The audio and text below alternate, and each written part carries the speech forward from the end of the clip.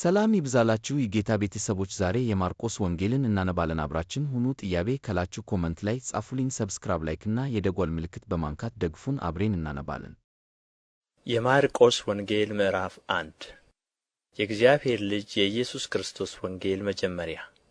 እነሆ መንገድህን የሚጠርግ መልእክተኛዬን በፊትህ እልካለሁ፣ የጌታን መንገድ አዘጋጁ፣ ጥርጊያውንም አቅኑ እያለ በምድረ በዳ የሚጮኽ ሰው ድምፅ ተብሎ በነቢዩ በኢሳይያስ እንደ ተጻፈ። ዮሐንስ በምድረ በዳ እያጠመቀ የንስሐንም ጥምቀት ለኃጢአት ስርየት እየሰበከ መጣ። የይሁዳም አገር ሁሉ የኢየሩሳሌምም ሰዎች ሁሉ ወደ እርሱ ይወጡ ነበር፣ ኃጢአታቸውንም እየተናዘዙ በዮርዳኖስ ወንዝ ከእርሱ ይጠመቁ ነበር። ዮሐንስም የግመል ጠጕር ለብሶ በወገቡ ጠፍር ይታጠቅ፣ አንበጣና የበረሃ ማርም ይበላ ነበር። ተጐንብሼም የጫማውን ጠፍር መፍታት የማይገባኝ ከእኔ የሚበረታ በኋላዬ ይመጣል፣ እኔ በውኃ አጠመቅኋችሁ፣ እርሱ ግን በመንፈስ ቅዱስ ያጠምቃችኋል እያለ ይሰብክ ነበር። በዚያን ወራት ኢየሱስ ከገሊላ ናዝሬት መጥቶ ከዮሐንስ በዮርዳኖስ ወንዝ ተጠመቀ። ወዲያውም ከውኃው በወጣ ጊዜ ሰማያት ሲቀደዱ፣ መንፈስም እንደ ርግብ ሲወርድበት አየና የምወድህ ልጄ አንተ ነህ፣ በአንተ ደስ ይለኛል የሚል ድምፅ ከሰማያት መጣ። ወዲያውም መንፈስ ወደ ምድረ በዳ አወጣው። በምድረ በዳም ከሰይጣን እየተፈተነ 40 ቀን ሰነበተ፣ ከአራዊትም ጋር ነበረ፣ መላእክቱም አገለገሉት። ዮሐንስም አልፎ ከተሰጠ በኋላ ኢየሱስ የእግዚአብሔርን መንግሥት ወንጌል እየሰበከና ዘመኑ ተፈጸመ፣ የእግዚአብሔርን መንግሥት ቀርባለች፣ ንስሐ ግቡ፣ በወንጌልም እመኑ እያለ ወደ ገሊላ መጣ። በገሊላ ባሕርም አጠገብ ሲያልፍ ስምዖንን ወንድሙንም እንድርያስን መረባቸውን ወደ ባሕር ሲጥሉ አየ፣ ዓሣ አጥማጆች ነበሩና። ኢየሱስም በኋላዬ ኑና ሰዎችን አጥማጆች እንድትሆኑ አደርጋችኋለሁ አላቸው። ወዲያውም መረባቸውን ትተው ተከተሉት። ከዚያም ጥቂት እልፍ ብሎ የዘብዴዎስን ልጅ ያዕቆብን ወንድሙንም ዮሐንስን ደግሞ በታንኳ ላይ መረባቸውን ሲያበጁ አየ። ወዲያውም ጠራቸው። አባታቸውንም ዘብዴዎስን ከሞያተኞቹ ጋር በታንኳ ላይ ትተው ተከትለውት ሄዱ። ወደ ቅፍርናሆምም ገቡ። ወዲያውም በሰንበት ወደ ምኵራብ ገብቶ አስተማረ። እንደ ባለ ሥልጣን ያስተምራቸው ነበር እንጂ እንደ ጻፎች አይደለምና በትምህርቱ ተገረሙ። በዚያን ጊዜም በምኵራባቸው ርኩስ መንፈስ ያለው ሰው ነበር። እርሱም የናዝሬቱ ኢየሱስ ሆይ ከአንተ ጋር ምን አለን? ልታጠፋን መጣህን? ማን እንደሆንህ አውቄአለሁ፣ የእግዚአብሔር ቅዱሱ ብሎ ጮኸ። ኢየሱስም ዝም በል ከእርሱ ውጣ ብሎ ገሠጸው። ርኩሱም መንፈስ አንፈራገጠውና በታላቅ ድምፅ ጮኾ ከእርሱ ወጣ። ሁሉም ይህ ምንድር ነው? በሥልጣን ርኩሳን መናፍስትን ያዝዛል፣ እነርሱም ይታዘዙለታልና ይህ አዲስ ትምህርት ምንድር ነው ብለው እስኪጠያየቁ ድረስ አደነቁ። ዝናውም ወዲያው በየስፍራው ወደ ገሊላ ዙሪያ ሁሉ ወጣ። ወዲያውም ከምኵራብ ወጥቶ ከያዕቆብና ከዮሐንስ ጋር ወደ ስምዖንና ወደ እንድርያስ ቤት ገባ። የስምዖንም አማት በንዳድ ታማ ተኝታ ነበር። ስለ እርሷም ወዲያው ነገሩት። ቀርቦም እጇን ይዞ አስነሣት። ንዳዱም ወዲያው ለቀቃትና አገለገለቻቸው። ፀሐይም ገብቶ በመሸ ጊዜ የታመሙትንና አጋንንት ያደረባቸውን ሁሉ ወደ እርሱ አመጡ።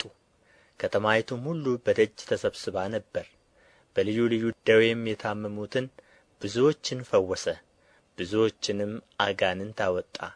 አጋንንትም ክርስቶስ መሆኑን አውቀው ነበርና ሊናገሩ አልፈቀደላቸውም። ማለዳም ተነሥቶ ገና ሌሊት ሳለ ወጣ።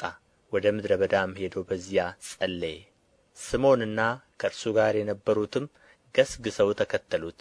ባገኙትም ጊዜ ሁሉ ይፈልጉሃል አሉት። እርሱም በዚያ ደግሞ ሊሰብክ ወደ ሌላ ስፍራ በቅርብ ወዳሉ መንደሮች እንሂድ፣ ስለዚህ ወጥቻለሁና አላቸው። በምኵራባቸውም እየሰበከ አጋንንትንም እያወጣ ወደ ገሊላ ሁሉ መጣ። ለምጻምም ወደ እርሱ መጥቶ ተንበረከከና ብትወድስ ልታነጻኝ ትችላለህ ብሎ ለመነው። ኢየሱስም አዘነለት፣ እጁንም ዘርግቶ ዳሰሰውና እወዳለሁ ንጻ አለው። በተናገረም ጊዜ ለምጹ ወዲያው ለቀቀውና ነጻ። በብርቱም ተናግሮ ወዲያው አወጣው። ለማንም አንዳች እንዳትናገር ተጠንቀቅ፣ ነገር ግን ሄደህ ራስህን ለካህን አሳይ፣ ለእነርሱም ምስክር እንዲሆን ስለ መንጻትህ ሙሴ ያዘዘውን አቅርብ አለው። እርሱ ግን ሲወጣ ብዙ ሊሰብክና ነገሩን ሊያወራ ጀመረ። ስለዚህም ኢየሱስ ተገልጦ ወደ ከተማ መግባት ወደ ፊት ተሳነው። ነገር ግን በውጭ በምድረ በዳ ይኖር ነበር። ከየስፍራውም ወደ እርሱ ይመጡ ነበር። የማርቆስ ወንጌል ምዕራፍ 2። ከጥቂት ቀን በኋላ ወደ ቅፍርናሆም ደግሞ ገብቶ በቤት እንደሆነ ተሰማ። በደጅ ያለው ስፍራም እስኪጠባቸው ድረስ ብዙ ሰዎች ተሰበሰቡ። ቃሉንም ይነግራቸው ነበር። 4 ሰዎችም የተሸከሙትን ሽባ አመጡለት። ስለ ሕዝቡም ብዛት ወደ እርሱ ማቅረብ ቢያቅታቸው እርሱ ያለበትን የቤቱን ጣራ አነሱ።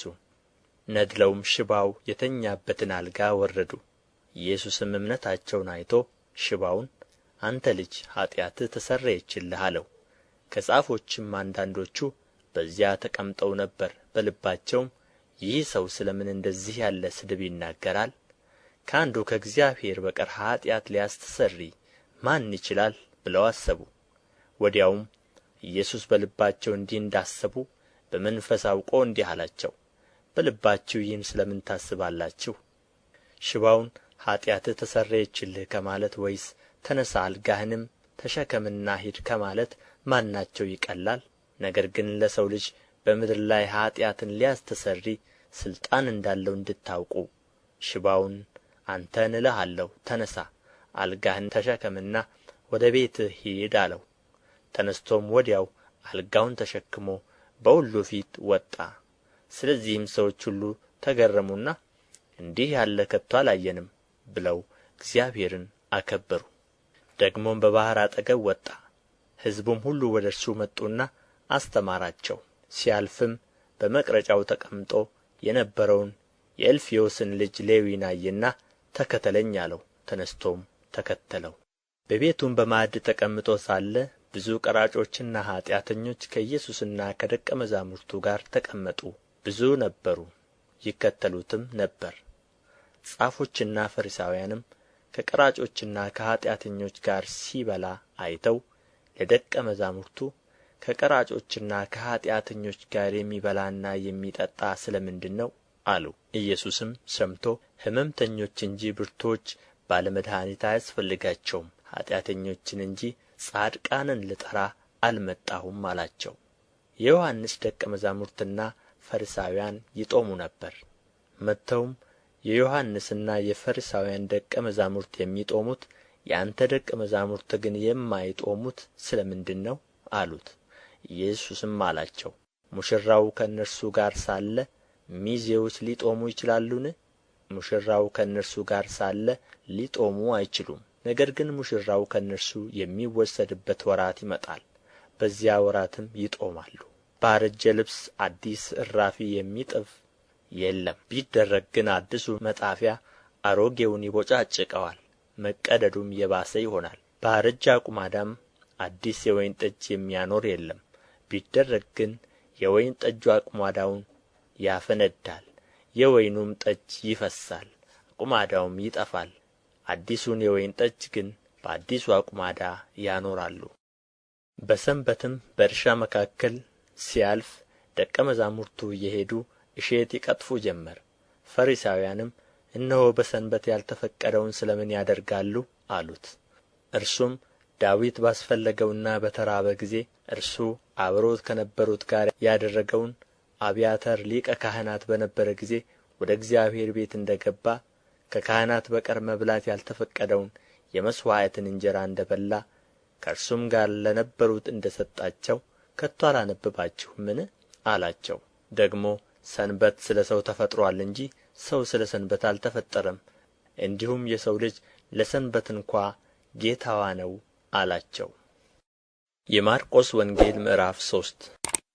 ደግሞም ወደ ምኵራብ ገባ። በዚያም እጁ የሰለለች ሰው ነበር። ሊከሱትም በሰንበት ይፈውሰው እንደሆነ ይጠባበቁት ነበር። እጁ የሰለለችውንም ሰው ተነሥተህ ወደ መካከል ና አለው። በሰንበት በጎ ማድረግ ተፈቅዶአልን ወይስ ክፉ? ነፍስ ማዳን ወይስ መግደል አላቸው። እነርሱም ዝም አሉ። ስለ ልባቸውም ድንዛዜ አዝኖ ዙሪያውን እየተመለከተ በቍጣ አያቸው። ሰውየውንም እጅህን ዘርጋ አለው። ዘረጋትም፣ እጁም ዳነች። ፈሪሳውያንም ወጥተው ወዲያው እንዴት አድርገው እንዲያጠፉት ከሄሮድስ ወገን ጋር ተማከሩበት። ኢየሱስም ከደቀ መዛሙርቱ ጋር ወደ ባሕር ፈቀቅ አለ። ከገሊላ የመጡም ብዙ ሰዎች ተከተሉት።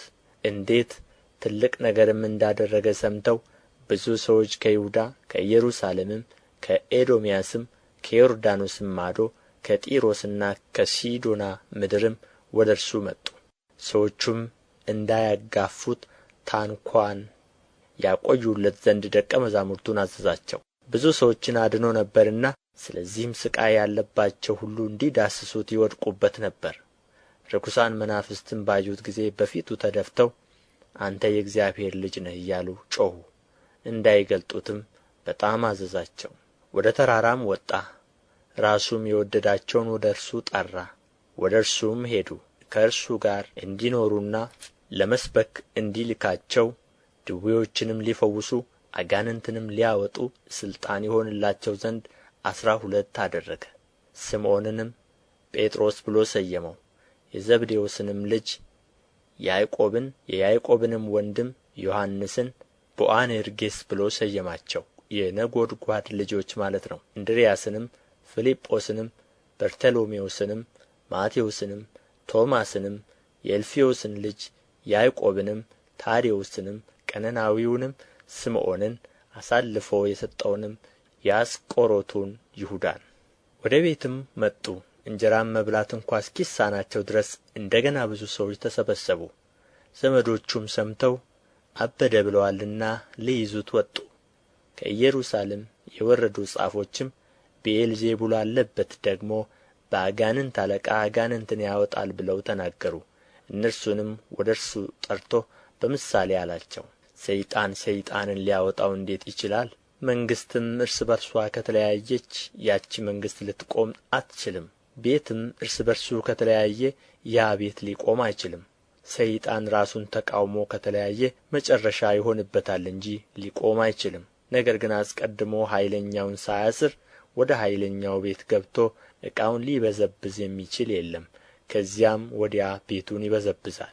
እውነት እላችኋለሁ ለሰው ልጆች ኃጢአት ሁሉ የሚሳደቡትም ስድብ ሁሉ ይሰረይላቸዋል። በመንፈስ ቅዱስ ላይ የሚሳደብ ሁሉ ግን የዘላለም ኃጢአት ዕዳ ይሆንበታል እንጂ ለዘላለም አይሰረይለትም፣ ርኩስ መንፈስ አለበት ይሉ ነበርና። እናቱና ወንድሞቹም መጡ፣ በውጭም ቆመው ወደ እርሱ ልከው አስጠሩት። ብዙ ሰዎችም በዙሪያው ተቀምጠው ነበሩና እነሆ እናትህ ወንድሞችህም በውጭ ቆመው ይፈልጉሃል አሉት። መልሶም እናቴ ማን ናት? ወንድሞቼስ እነማን ናቸው? አላቸው። በዙሪያውም ተቀምጠው ወደ ነበሩትም ተመለከተና እነሆ እናቴ ወንድሞቼም፣ የእግዚአብሔርን ፈቃድ የሚያደርግ ሁሉ እርሱ ወንድሜ ነው፣ እህቴም እናቴም አለ። የማርቆስ ወንጌል ምዕራፍ 4 ደግሞም በባሕር ዳር ሊያስተምር ጀመረ። እጅግ ብዙ ሰዎችም ወደ እርሱ ስለ ተሰበሰቡ እርሱ በታንኳ ገብቶ በባሕር ላይ ተቀመጠ። ሕዝቡም ሁሉ በባሕር ዳር በምድር ላይ ነበሩ። በምሳሌም ብዙ ያስተምራቸው ነበር። በትምህርቱም አላቸው፣ ስሙ፣ እነሆ ዘሪ ሊዘራ ወጣ። ሲዘራም አንዳንዱ በመንገድ ዳር ወደቀና ወፎች መጥተው በሉት። ሌላውም ብዙ መሬት በሌለበት በጭንጫ ላይ ወደቀና ጥልቅ መሬት ስላልነበረው ወዲያው በቀለ።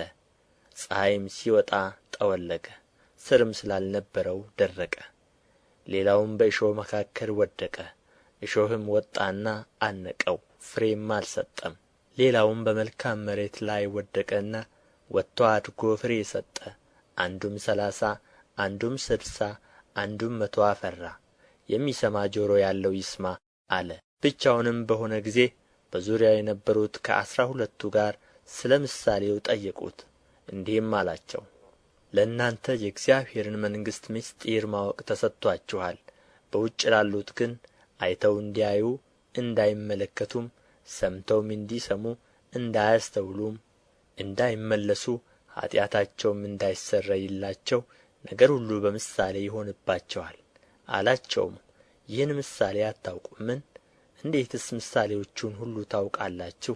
ዘሪው ቃሉን ይዘራል። ቃሉን በተዘራበት በመንገድ ዳር የሆኑት እነዚህ ናቸው። በሰሙት ጊዜም ሰይጣን ወዲያው መጥቶ በልባቸው የተዘራውን ቃል ይወስዳል።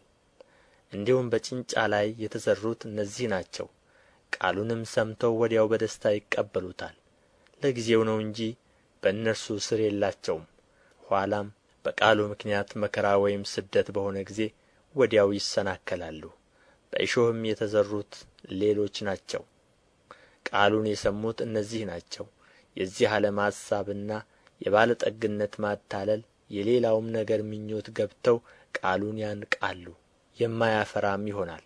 በመልካምም መሬት የተዘሩት ቃሉን ሰምተው የሚቀበሉት አንዱም 30 አንዱም 60 አንዱም 100 ፍሬ የሚያፈሩት እነዚህ ናቸው። እንዲህም አላቸው፣ መብራትን ከዕንቅብ ወይም ከአልጋ በታች ሊያኖሩት ያመጡታልን? በመቅረዝ ላይ ሊያኖሩት አይደለምን? እንዲገለጥ ባይሆን የተሰወረ የለምና ወደ ግልጥ እንዲመጣ እንጂ የተሸሸገ የለም። የሚሰማ ጆሮ ያለው ቢኖር ይስማ አላቸውም። ምን እንድትሰሙ ተጠበቁ። በምትሰፍሩበት መስፈሪያ ይሰፈርላችኋል፣ ለእናንተም ይጨመርላችኋል። ላለው ይሰጠዋልና ከሌለው ያው ያለው እንኳ ይወሰድበታል። እርሱም አለ፣ በምድር ዘርን እንደሚዘራ ሰው የእግዚአብሔር መንግሥት እንደዚህ ናት። ሌሊትና ቀን ይተኛልም ይነሣልም፣ እርሱም እንዴት እንደሚሆን ሳያውቅ ዘሩ ይበቅላል ያድግማል። ምድሪቱም አውቃ በመጀመሪያ ቡቃያ፣ ኋላም ዛላ፣ ኋላም በዛላው ፍጹም ሰብል ታፈራለች። ፍሬ ግን ሲበስል መከር ደርሶአልና ወዲያው ማጭድ ይልካል። እርሱም አለ፣ የእግዚአብሔርን መንግሥት በምን እናስመስላታለን? ወይስ በምን ምሳሌ እንመስላታለን? እንደ ሰናፍጭ ቅንጣት ናት። እርሷም በምድር በተዘራች ጊዜ በምድር ካለ ዘር ሁሉ ታንሳለች። በተዘራችም ጊዜ ትወጣለች፣ ከአትክልትም ሁሉ የምትበልጥ ትሆናለች። የሰማይ ወፎችም በጥላዋ ሊሰፍሩ እስኪችሉ ታላላቅ ቅርንጫፎች ታደርጋለች። መስማትም በሚችሉበት መጠን እነዚህን በሚመስል በብዙ ምሳሌ ቃሉን ይነግራቸው ነበር። ያለ ምሳሌ ግን አልነገራቸውም። ለብቻቸውም ሲሆኑ ነገሩን ሁሉ ለገዛ ደቀ መዛሙርቱ ይፈታላቸው ነበር። በዚያም ቀን በመሸ ጊዜ ወደ ማዶ እንሻገር አላቸው። ሕዝቡንም ትተው በታንኳ እንዲያው ወሰዱት። ሌሎች ታንኳዎች ከእርሱ ጋር ነበሩ። ብርቱ አውሎ ነፋስም ተነሣና ውኃ በታንኳይቱ እስኪሞላ ድረስ ማዕበሉ በታንኳይቱ ይገባ ነበር። እርሱም በስተኋላዋ ትራስ ተንተርሶ ተኝቶ ነበር። አንቅተውም መምህር ሆይ ስንጠፋ አይገድህምን አሉት። ነቅቶም ነፋሱን ገሠጸው፣ ባሕሩንም ዝም በል ጸጥ በል አለው። ነፋሱም ተወ፣ ታላቅ ጸጥታም ሆነ። እንግዲህ የምትፈሩ ስለ ምን ነው? እንዴትስ እምነት የላችሁም አላቸው። እጅግም ፈሩና እንግዲህ ነፋስም ባሕርም የሚታዘዙለት ይህ ማን ነው ተባባሉ።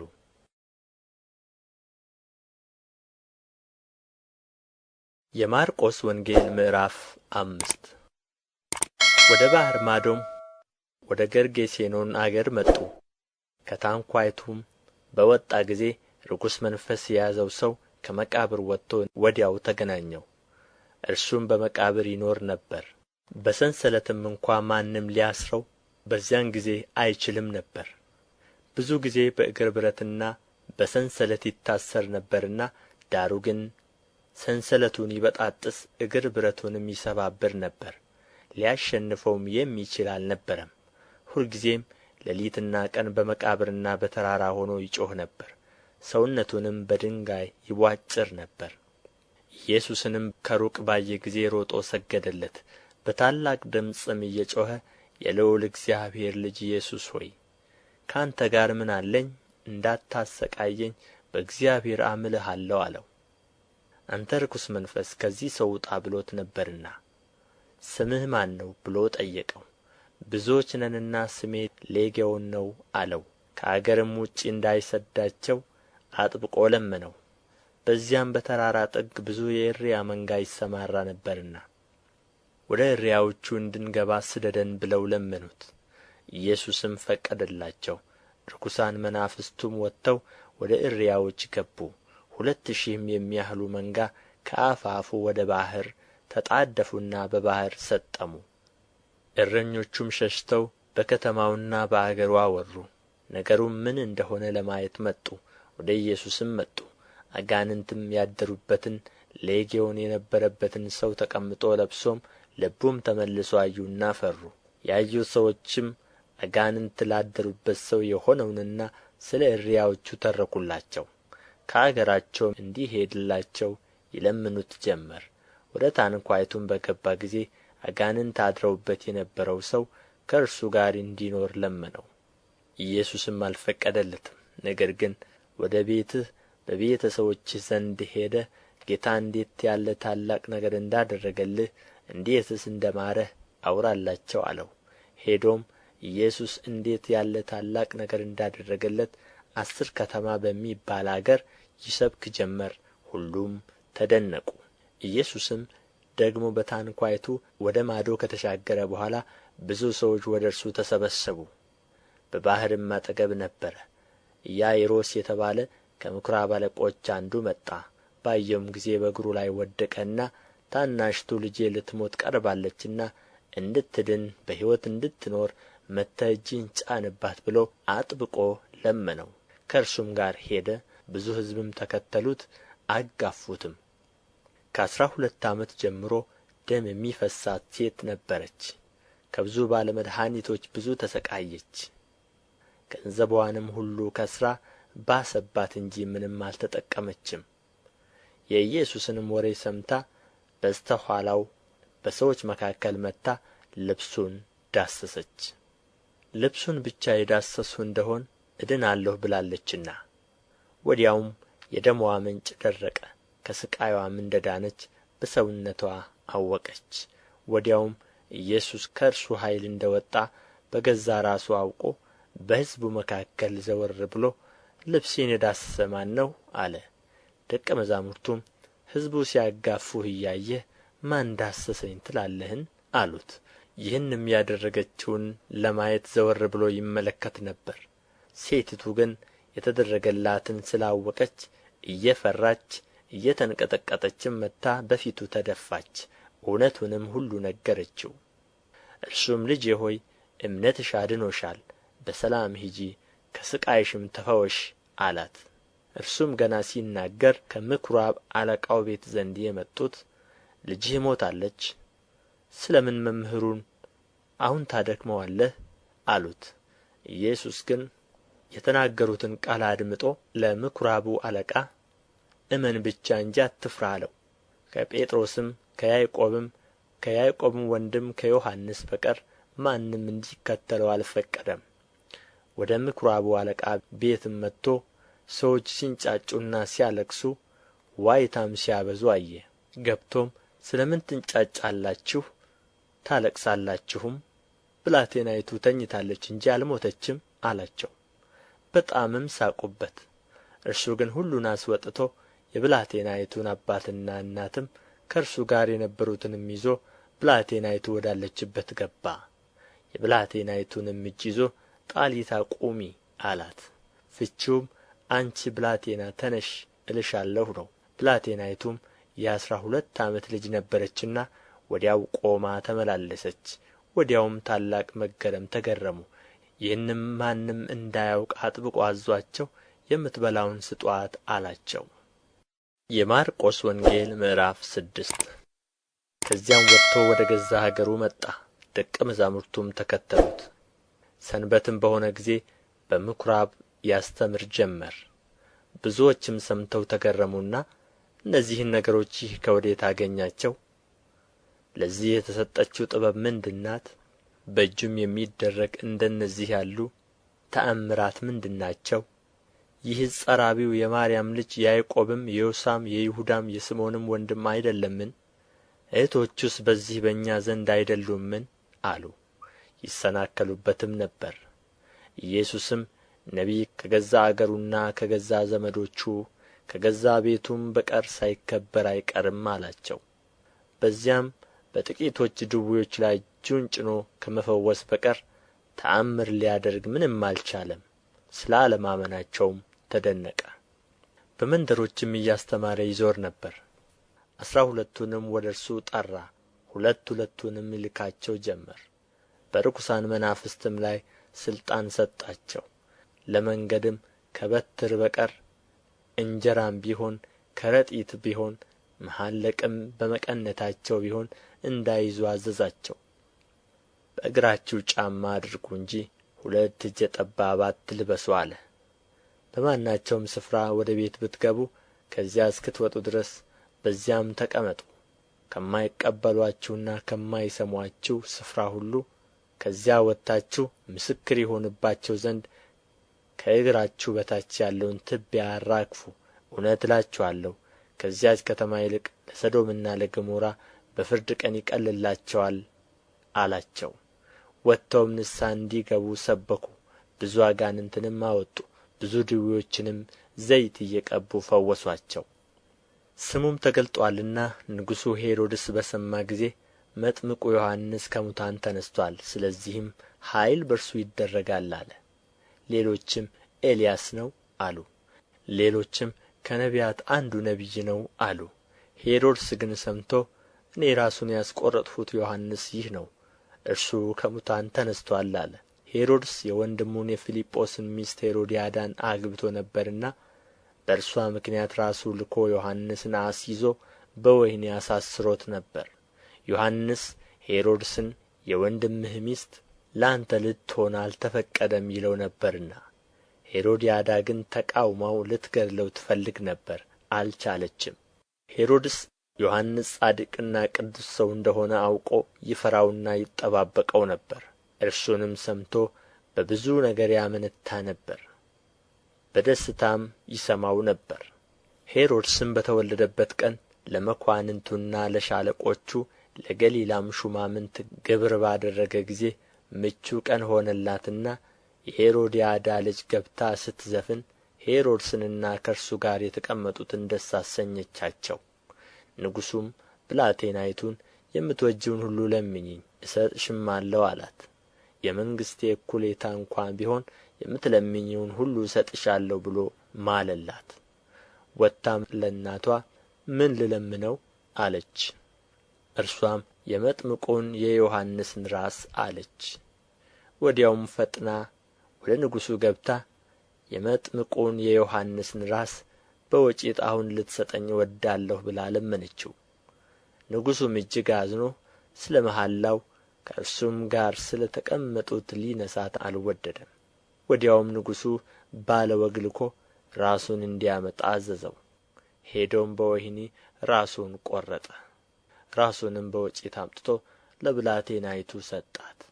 ብላቴናይቱም ለእናቷ ሰጠች። ደቀ መዛሙርቱም ሰምተው መጡ፣ በድኑንም ወስደው ቀበሩት። ሐዋርያትም ወደ ኢየሱስ ተሰብስበው ያደረጉትንና ያስተማሩትን ሁሉ ነገሩት። እናንተ ራሳችሁ ብቻችሁን ወደ ምድረ በዳ ኑና ጥቂት ዕረፉ አላቸው። የሚመጡና የሚሄዱ ብዙዎች ነበሩና ለመብላት እንኳ ጊዜ አጡ። በታንኳውም ብቻቸውን ወደ ምድረ በዳ ሄዱ። ሰዎችም ሲሄዱ አዩና ብዙዎችም አወቋቸውና ከከተሞች ሁሉ በእግር እየሮጡ ወዲያው ቀደሟቸው፣ ወደ እርሱም ተሰበሰቡ። ኢየሱስም ወጥቶ ብዙ ሕዝብ አየና እረኛ እንደሌላቸው በጎች ስለ ነበሩ አዘነላቸው። ብዙም ነገር ያስተምራቸው ጀመር። በዚያን ጊዜም ብዙ ሰዓት ካለፈ በኋላ ደቀ መዛሙርቱ ወደ እርሱ ቀርበው ቦታው ምድረ በዳ ነው፣ አሁን መሽቶአል፣ የሚበሉት የላቸውምና በዙሪያው ወዳሉ ገጠሮችና መንደሮች ሄደው እንጀራ ለራሳቸው እንዲገዙ አሰናብታቸው አሉት። እርሱ ግን መልሶ እናንተ የሚበሉትን ስጡአቸው አላቸው። ሄደን እንጀራ በ200 ዲናር እንግዛላቸውን? እንዲበሉም እንስጣቸውን አሉት። እርሱም ስንት እንጀራ አላችሁ? ሂዱና እዩ አላቸው። ባወቁም ጊዜ 5 2 ዓሣ አሉት። ሁሉንም በየክፍሉ በለመለመ ሣር ላይ እንዲያስቀምጡአቸው አዘዛቸው። 100 50 እየሆኑ በተራ በተራ ተቀመጡ። 5ቱንም እንጀራ 2ቱንም ዓሣ ይዞ ወደ ሰማይ አሻቅቦ አየና ባረከ። እንጀራውንም ቈርሶ እንዲያቀርቡላቸው ለደቀ መዛሙርቱ ሰጠ። 2ቱን ዓሣ ደግሞ ለሁሉ ከፈለ። ሁሉም በልተው ጠገቡ። ከቍርስራሹም 12 መሶብ የሞላ አነሡ። ከዓሣውም ደግሞ እንጀራውንም የበሉት ወንዶቹ 5000 ነበሩ። ወዲያውም ሕዝቡን ሲያሰናብት ሳለ ደቀ መዛሙርቱ በታንኳ ገብተው ወደ ማዶ ወደ ቤተ ሳይዳ እንዲቀድሙት ግድ አላቸው። ካሰናበታቸውም በኋላ ሊጸልይ ወደ ተራራ ወጣ። በመሸም ጊዜ ታንኳይቱ በባሕር መካከል ሳለች እርሱ ብቻውን በምድር ላይ ነበረ። ነፋስ ወደ ፊታቸው ነበርና እየቀዘፉ ሲጨነቁ አይቶ ከሌሊቱ ከአራተኛው ክፍል በባሕር ላይ እየሄደ ወደ እነርሱ መጣ። ሊያልፋቸውም ይወድ ነበር። እነርሱ ግን በባሕር ላይ ሲሄድ ባዩት ጊዜ ምትሃት መሰላቸውና ጮኹ። ሁሉ አይተውታልና ታወኩም። ወዲያውም ተናገራቸውና አይዞአችሁ፣ እኔ ነኝ፣ አትፍሩ አላቸው። ወደ እነርሱም ወደ ታንኳይቱ ገባ። ነፋሱም ተወ። በራሳቸውም ያለ መጠን እጅግ ተገረሙ። ስለ እንጀራው አላስተዋሉምና፣ ነገር ግን ልባቸው ደንዝዞ ነበር። ተሻግረውም ወደ ምድር ወደ ጌንሴሬጥ ደረሱ። ታንኳይቱንም አስጠጉ። ከታንኳይቱም ሲወጡ ወዲያው አወቁት። በዚያች አገር ሁሉ ዙሪያ ሮጡና እርሱ እንዳለ ወደ ሰሙበት ስፍራ ሕመምተኞችን በአልጋ ላይ ያመጡ ጀመር። በገባበትም ስፍራ ሁሉ መንደርም ከተማም ገጠርም ቢሆን በገበያም ድውዮችን ያኖሩ ነበር። የልብሱንም ጫፍ እንኳ ሊዳስሱ ይለምኑት ነበር። የዳሰሱትም ሁሉ ዳኑ።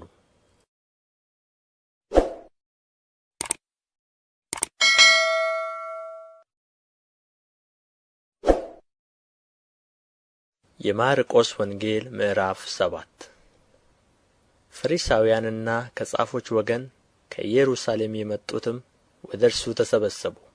ከደቀ መዛሙርቱም አንዳንድ በርኩስ ማለት ባልታጠበ እጅ እንጀራ ሲበሉ አዩ። ፈሪሳውያንም አይሁድም ሁሉ የሽማግሎችን ወግ ሲጠብቁ እጃቸውን ደህና አድርገው ሳይታጠቡ አይበሉምና ከገበያም ተመልሰው ካልታጠቡ አይበሉም። ጽዋንም ማድጋንም የናስ ዕቃንም አልጋንም እንደ ማጠብ ሌላ ነገርን ሊጠብቁ የተቀበሉት ብዙ አለ። ፈሪሳውያንም ጻፎችም ደቀ መዛሙርትህ እንደ ሽማግሌዎች ወግ ስለ ምን አይሄዱም? ነገር ግን እጃቸውን ሳይታጠቡ እንጀራ ይበላሉ ብለው ጠየቁት። እርሱ ግን እንዲህ አላቸው፣ ኢሳይያስ ስለ እናንተ ስለ ግብዞች ይህ ሕዝብ በከንፈሩ ያከብረኛል፣ ልቡ ግን ከእኔ በጣም የራቀ ነው፣ የሰውም ሥርዓት የሆነ ትምህርት እያስተማሩ በከንቱ ያመልኩኛል ተብሎ እንደ ተጻፈ በእውነት ትንቢት ተናገረ። የእግዚአብሔርን ትእዛዝ ትታችሁ ጽዋን ማድጋንም እንደ ማጠብ የሰውን ወግ ትጠብቃላችሁ። ይህንም የመሰለ ብዙ ሌላ ነገር ታደርጋላችሁ። እንዲህም አላቸው፣ ወጋችሁን ትጠብቁ ዘንድ የእግዚአብሔርን ትእዛዝ እጅግ ንቃችኋል። ሙሴ አባትህንና እናትህን አክብር፣ ደግሞ አባቱን ወይም እናቱን የሰደበ ፈጽሞ ይሙት ብሎአልና። እናንተ ግን ትላላችሁ፣ ሰው አባቱን ወይም እናቱን ከእኔ የምትጠቀምበት ነገር ሁሉ ቁርባን ማለት መባ ነው ቢል ለአባቱና ለእናቱ ምንም እንኳ ሊያደርግ ወደ ፊት አትፈቅዱለትም። ባስተላለፋችሁትም ወግ የእግዚአብሔርን ቃል ትሽራላችሁ። እንደዚሁም ይህን የሚመስል ብዙ ነገር ታደርጋላችሁ። ደግሞም ሕዝቡን ጠርቶ ሁላችሁ እኔን ስሙ አስተውሉም። ከሰው የሚወጡት ሰውን የሚያረክሱ ናቸው እንጂ ከሰው ውጭ የሚገባውስ ሊያረክሰው የሚችል ምንም የለም። የሚሰማ ጆሮ ያለው ቢኖር ይስማ አላቸው። ከሕዝቡ ዘንድ ወደ ቤት ከገባ በኋላ ደቀ መዛሙርቱ ምሳሌውን ጠየቁት። እርሱም እናንተ ደግሞ እንደዚህ የማታስተውሉ ናችሁን? ከውጭ ወደ ሰው የሚገባ ሊያረክሰው ምንም እንዳይችል አትመለከቱምን? ወደ ሆድ ገብቶ ወደ እዳሪ ይወጣል እንጂ ወደ ልብ አይገባምና። መብልን ሁሉ እያጠራ አላቸው። እርሱም አለ፣ ከሰው የሚወጣው ሰውን የሚያረክስ ያ ነው። ከውስጥ ከሰው ልብ የሚወጣ ክፉ ሐሳብ፣ ዝሙት፣ መስረቅ፣ መግደል፣ ምንዝርነት፣ መጐምጀት፣ ክፋት፣ ተንኰል፣ መዳራት፣ ምቀኝነት፣ ስድብ፣ ትዕቢት፣ ስንፍና ናቸውና ይህ ክፉ ሁሉ ከውስጥ ይወጣል፣ ሰውን ያረክሰዋል። ከዚያም ተነስቶ ወደ ጢሮስና ወደ ሲዶና አገር ሄደ። ወደ ቤትም ገብቶ ማንም እንዳያውቅበት ወደደ፣ ሊሰወርም አልተቻለውም። ወዲያው ግን ታናሽቱ ልጅዋ ርኩስ መንፈስ ያደረባት አንዲት ሴት ስለ እርሱ ሰምታ መጣችና በእግሩ ላይ ተደፋች። ሴቲቱም ግሪክ ትውልዷም ሲሮፊኒቃዊት ነበረች። ከልጇ ጋኔን ያወጣላት ዘንድ ለመነችው። ኢየሱስ ግን ልጆቹ በፊቱ ይጠግቡ ዘንድ ተይ፣ የልጆቹን እንጀራ ይዞ ለቡችሎች መጣል አይገባምና አላት። እርሷም መልሳ አዎን ጌታ ሆይ፣ ቡችሎች እንኳ ከማዕድ በታች ሆነው የልጆችን ፍርፋሪ ይበላሉ አለችው። እርሱም ስለዚህ ቃልሽ ሂጂ፣ ጋኔኑ ከልጅሽ ወጥቶአል አላት። ወደ ቤትዋም ሄዳ ጋኔኑ ወጥቶ ልጇም በአልጋ ላይ ተኝታ አገኘች። ደግሞም ከጢሮስ አገር ወጥቶ በሲዶና አልፎ 10 ከተማ በሚባል አገር መካከል ወደ ገሊላ ባሕር መጣ። ደንቆሮና ኰልታፋም የሆነ ሰው ወደ እርሱ አመጡ። እጁንም ይጭንበት ዘንድ ለመኑት። ከሕዝቡም ለይቶ ለብቻው ወሰደው። ጣቶቹንም በጆሮቹ አገባ፣ እንትፍም ብሎ መላሱን ዳሰሰ። ወደ ሰማይም አሻቅቦ አይቶ ቃተተና ኤፍታህ አለው። እርሱም ተከፈት ማለት ነው። ወዲያውም ጆሮቹ ተከፈቱ፣ የመላሱም እስራት ተፈታ። አጥርቶም ተናገረ። ለማንም አትንገሩ ብሎ አዘዛቸው። እነርሱ ግን ባዘዛቸው መጠን ይልቅ እጅግ አወሩት። ያለ መጠንም ተገረሙና ሁሉን ደህና አድርጎአል፣ ደንቆሮችም እንዲሰሙ ዲዳዎችም እንዲናገሩ ያደርጋል አሉ።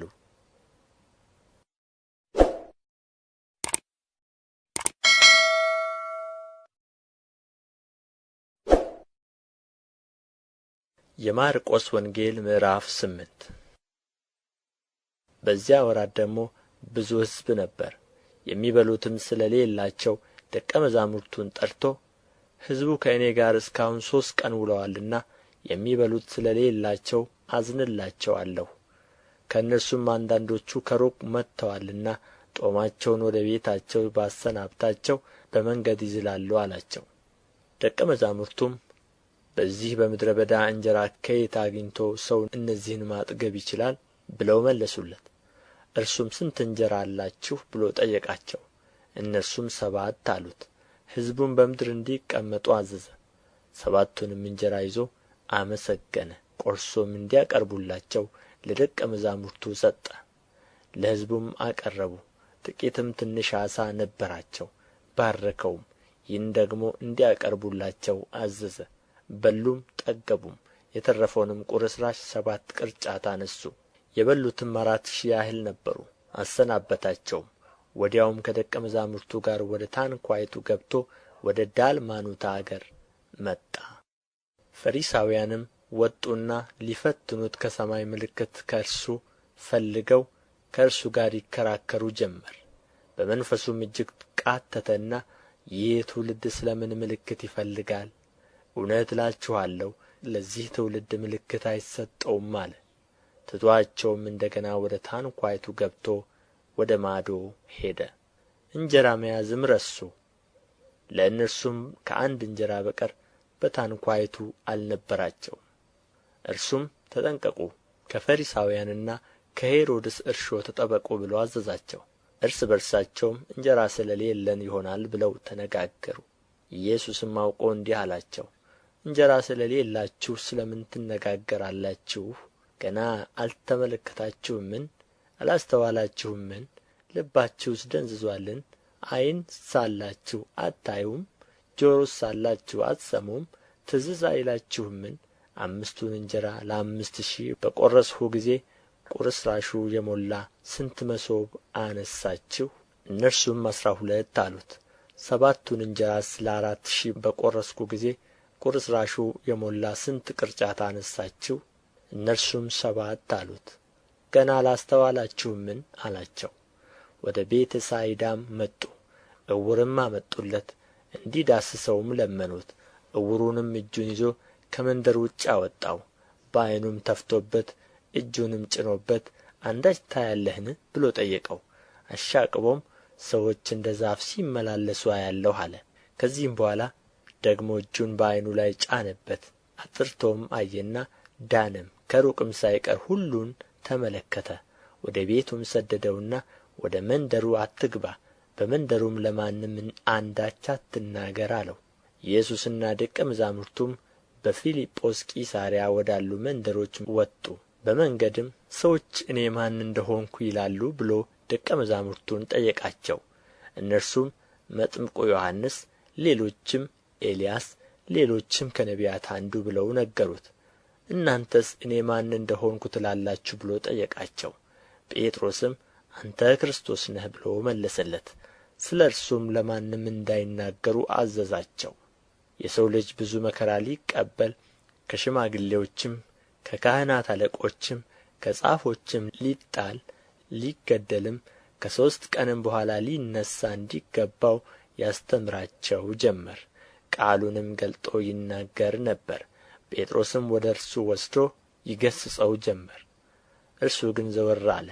ደቀ መዛሙርቱንም አይቶ ጴጥሮስን ገሠጸውና ወደ ኋላዬ ሂድ አንተ ሰይጣን፣ የሰውን እንጂ የእግዚአብሔርን ነገር አታስብምና አለ።